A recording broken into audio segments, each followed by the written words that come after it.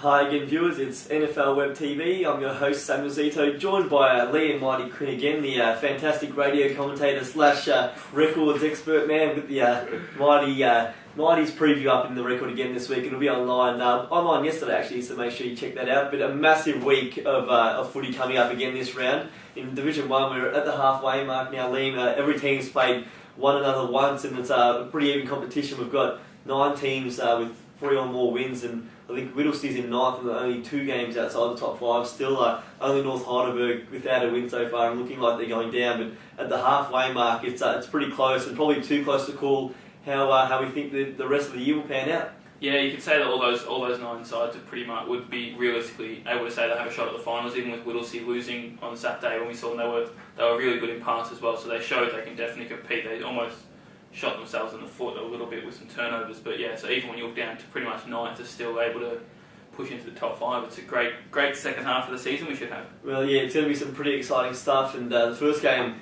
of round 10 in the reverse matches now is McLeod up against North Heidelberg. McLeod had a really good win on the weekend against Greensborough. Just a week prior, we saw Greensborough up against Bundoora when the Borough ended the Bulls' unbeaten run. I think it was at 8 as it stood, and then of course Greensborough got the win there, and might have been 7 actually. But on the weekend they travelled to DeWinton Park, and as we know, as we've seen across all of 2011, at home McLeod's a different outfit to the side that travels, and they were just too good for Greensborough in the end. Led it all changes, and your man Kahal Kaur once again amongst the goals.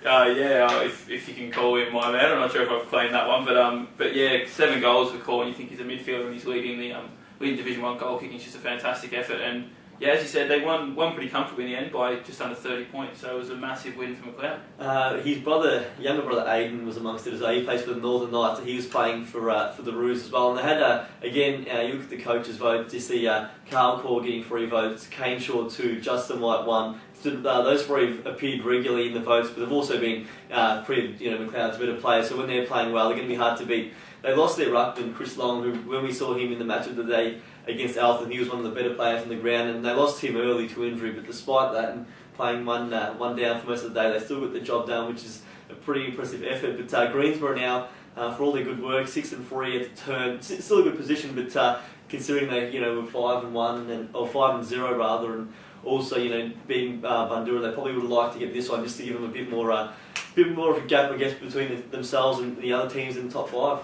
Yeah, it was a bit of a tough loss to Greensborough. Obviously, after such a massive win against Bundoora, almost expect a little bit of a downturn against McLeod this week, which obviously is what happened. But then still, I think they sit 3rd at the moment, so it's still pretty comfortable, and they should be, from what we've seen of them this year, should definitely be one of the teams to beat in the finals. And Aaron Burns, I think, receiving a 2-match suspension from last week. He won't be around for the next fortnight, which is a big blow because he was amongst the goals again, and one player they probably couldn't afford to lose. Also had Josh Riddle out during the start of the year with the suspension, so it's a bit disappointing that a few of their bigger or better known players that have been in the umpires book and probably can't get out of the park. Next up we have Eltham and Monty.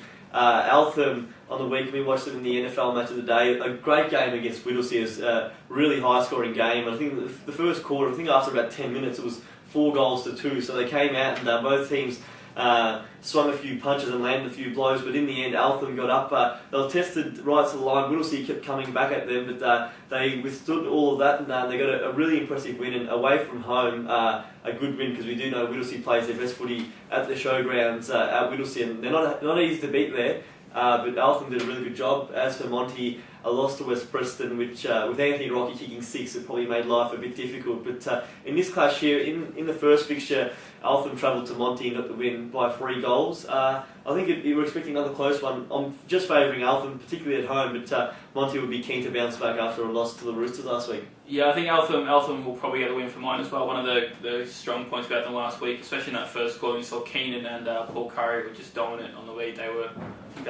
I think they both had 2 or 3 goals at quarter time, so it was just a great start, and it showed how dangerous their big forwards can be when they're getting the ball moving out of the middle with the likes of Felino and that sort of thing going forward. So on that, I think they'll probably be a bit too strong for Monty this week. It's a good point. I think they had 5 between them to up until quarter time. I guess we see Monty struggles with containing Rocker on the weekend, so the big forwards might be able to expose them there. But it's a big, it started a really big run for Eltham. I guess when the competition is so close, it doesn't matter who, you're expecting a tough game each week, but you look ahead after this one, they've got just written down West Preston, McLeod, who they lost against in the first league, Heidelberg, Northcote Park, Bundoora and Greensborough. So they face the top 6 sides aside from themselves in the next run. So they're going to have a pretty tough run. They don't play Whittlesea again until the last game, and North Heidelberg until I think it's the second last game of the year. So they're probably the 2 wins that you definitely expect them to have. I guess Whittlesea is probably one where they might go either way, but I think at home Alton would definitely fancy themselves. But it's a really tough run, and realistically for them to make the finals of the next 7 games, probably have to win about 5 of them. Many of which are going to be away from home, so it's a pretty tough run. And it all starts this week against Monty. But you did mention the likes of Foligno in the middle and Connolly as well, and Sturgis. So they did a really good job on the weekend. Also, Hocking in the ruck was in some pretty good form, and if they can take that into this game against Monty, if they can play in the same manner, I'd expect them to win by maybe 2 or 3 goals. I'd say. Yeah, they should be able. If they can play like they have last week, they should be able to beat Monty. But even as you said, with their run in the next month and a half or so, if Alton want to play finals, they'll have to beat those sort of teams anyway. So as good a time as any, I guess. Most definitely. And next up is Greensborough up against Whittlesea, 2 teams who lost on the weekend. The only 2 teams who won the opening 2 games of the year. Remember, back after the Easter break, they met up at Whittlesea, and it was first up against second, and Greensborough got the points on that day. Won by, I think it was 50-odd points in the end, so they did it pretty easily. I think they came out in the first quarter and really showed Whittlesea who was boss. But now both sides, as we mentioned, coming off losses, but have had positive starts to the year, most definitely. And Tim Bongetti getting the best for Greensborough. But as we mentioned, Aaron Burns won't be around. But you think at home, we've seen Greensborough twice at home. They've been a formidable outfit. They've rarely conceded a goal. I think in the 2 games combined that we watched them at War Memorial Park, they only conceded, I think it was 11 goals in the 2 matches combined. Whittlesea, as we saw last week, didn't have too many problems hitting the scoreboard.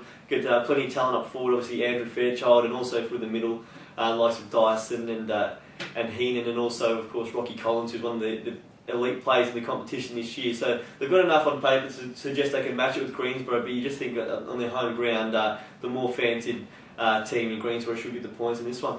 Yeah, I don't think it'll be another 50-point loss like it was earlier in the season. I think Whittlesea have improved a lot since then, even though they've probably lost more than they were at the start. They actually, from what they showed against Alton, they're playing a bit better at the moment. But Greensborough should just be at home too strong. You think when they've, as you said, with like Bongetti and Riddle and that sort of thing, they should be able to get a win there by, you'd think, maybe 3 or 4 goals. Well, we spoke to Pete Bugden before the call on Saturday, and he did allude to the fact that his team, a combined age of approximately 22 years, pardon me. So they are quite a young side, and he also with the leadership group as well. He said the average age of the 4 leaders at the club was 22 years again. So they're a young side. I guess as the season progresses, you do get tired bodies, and I guess their first season in the top flight, as we know, they haven't really recruited too many players. Most of the players who won the premiership for them in Division 2 last year have just gone up and really taken their game to another level. But as the season progresses, it'll be interesting to see if they can maintain the high standard they've set for themselves so far. But as we said, they've taken all comers before them so far. One just the 3 games, been competitive in most of their losses, and I think they've done exceeded expectations so far. But hopefully they can keep it up in the back end of the year. It'll be obviously it'll be interesting to see how they go. But I think, as we've mentioned in the weeks gone by, with North Heidelberg rooted to the bottom of the ladder at the moment, it looks almost certain that Whittlesea will stay up, and deservedly so. And I imagine they'll get a few more wins in the back half of the year. Well, the next game on the agenda is Bundoora up against Heidelberg, and we watched them in round 3. It was the NFL match of the day, and of course Bundoora got a famous victory over Heidelberg in the end. They hadn't beaten them for 8 years or so, so it was a big win for the club, and since then they've gone great guns. But as we've seen in recent weeks, Heidelberg starting to make a fist of the 2011 season. They're back inside the top 4 for the first time this year. They've won back-to-back games for the first time as well this year. So at their home ground as well, they'll give themselves every chance. It's also captain and now coach Blair Harvey's 250th game. So Heidelberg, there's plenty of incentive to win this one. But Bundoora hasn't really put a foot wrong so far in 2011. They've lost the 1 game, as we mentioned before, by just the 5 points against Greensborough. So you think in any game Bundoora plays this year, they're going to be favourites. But I think at home Heidelberg will fancy themselves to come away with the win, but I'm just going to stick with Bundoora. But I'm going to say by a goal this weekend. Yeah, it was amazing that round 3 game. Bundoora were, besides the score, just pretty much killed Heidelberg all over the ground. Just dominating Moorcroft up forward when Murphy went out injured. I think middle of the second quarter, then Moorcroft just sort of ran away with it from there. But as I said, with Heidelberg, they are starting to improve a lot. Even last week, they had 15 different goal kickers, I think. So that shows they're getting a good spread, and they've got plenty of options up forward. And as you said, at home, when they've got the 250th game and things, they've got that extra motivation, so that could push them across the line. But as with you saying, I think I'm just going to stick with Bundoora. As you said, when they're playing the way they have all year, you sort of can't tip against them. So. Well, when we spoke to Phil Mayland before the Greensboro game, he said how much confidence his team got out of that win over Heidelberg. Of course, probably not so much even for the 4 points, but also just for that mental release and to satisfaction of knowing you can actually beat a team that you had a bit of a bogey side in the last couple of years, so it was a big win for them, and not only for the players, but also I guess the whole club, and they all got around the boys. But of course, as you said, Heidelberg had many different avenues to goal last week. Favren was back amongst the goals, which he's probably struggled a bit this year. North Heidelberg was playing 3 16-year-olds in the side, so we can see that they're trying to get a bit of development into the young kids as well, which is always good, and a lot of younger players amongst there. So interesting to see how Heidelberg bounces back against the Premier side in the competition this week. But we know they're a proud club, so I'm pretty sure they'll bounce back in pretty good manner again this week, looking for their third win third consecutive win anyway. It leads into our final game for Division 1, and it's the NFL match of the day. It's Northcote Park up against West Preston. It's at Bill Laurie Oval, and Northcote Park, for all the good work they did in the first 7 weeks of the year, they were 5-2 in second place on the ladder. A couple of losses in consecutive weeks, and they've gone back into 5th on the ladder now with 5 wins and 4 losses. While West Preston somehow has managed to go avoid all the limelight, and they've stuck their way into second place on the ladder, despite being the reigning premiers last year. They've somehow made their way without too much fanfare. But Anthony Rock was back on the weekend, kick 6. We don't expect him to be at Bull Laurie Oval on Saturday with Collingwood playing an interstate game on Saturday night. But even without Rock, they've been a really good team for the past 7 to 8 weeks. And I think you mentioned in your article, I think they've won 7 of the past 8 games, and they're really starting to click into gear. And Northcote Park has had their problems over the past 2 weeks. A close loss to Bundoora on the weekend, only 20 points. It was a good game from all reports, close all day. Just the third quarter, I think, where Bundoora got away from the Cougars. On their home ground, they can do anything. They've proven that with wins over Greensboro at home and also away at Heidelberg. But West Preston's in pretty good form, and I'm going to stick with them just based on what they've been able to do in the past month or so. Yeah, it's amazing with West Preston when you take out that loss to Bundoora in the first round. They've only lost to Eltham since, and they've been able to beat everyone else. As you said, 7 of their last 8 now. They are just sort of under the radar. They've just crept along nicely. Sorry, and yeah, it's just great again. They had 10 individual goal kickers again on the weekend. So when you've got that many chances to score and that many players who are able to pop up and kick goals, it makes it very hard to stop.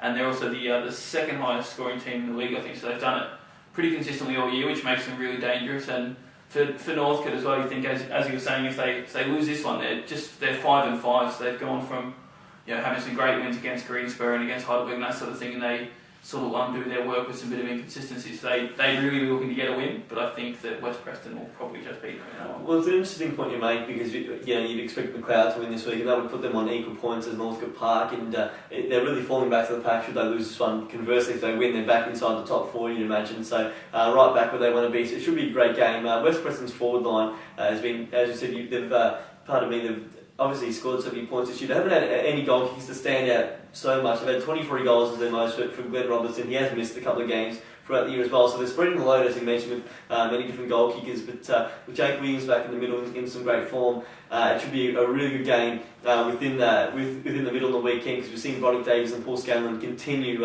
some great form in 2011. And Davies in particular has been in fantastic form in the past 5 weeks.